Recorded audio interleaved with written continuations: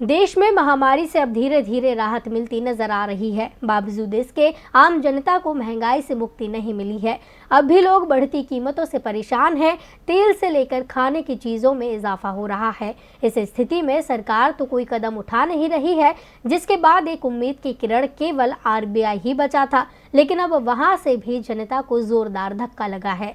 आम जनता खाए तो क्या खाए, आम जनता रहे तो कहाँ रहे, आम जनता करे तो क्या करे, ये सवाल देश में तब उठेगा जब जनता त्रस्त होगी। और इस वक्त तो हालात इस कदर बदतर हो चुके हैं कि हर तरफ केवल महंगाई की मार है। और इस स्थिति में भी सरकार जनता की तरफ मदद का हाथ नहीं बढ़ा रही है। यहाँ तक कि अब तो आरबीआई ने भी अपने हाथ पीछे खींच लिए हैं। रिजर्व बैंक ऑफ इंडिया ने मौद्रिक नीति समिति की बैठक में ब्याज दरों में कोई बदलाव नहीं किया है। आरबीआई गवर्नर ने लगातार 8वीं बार ब्याज दरों को स्थिर रखा है।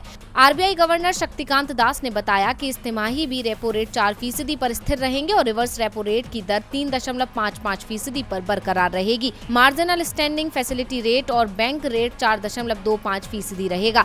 केंद्रीय बैंक ने आखिरी बार मई 2020 में रेपो दर में बदलाव किया था। मई महीने में आरबीआई ने रेपो रेट्स में 0.40% की कटौती की थी, जिसके बाद रेपो रेट घटकर 4% हो गया था। लेकिन उसके बाद से लोगों को कोई राहत नहीं मिली है।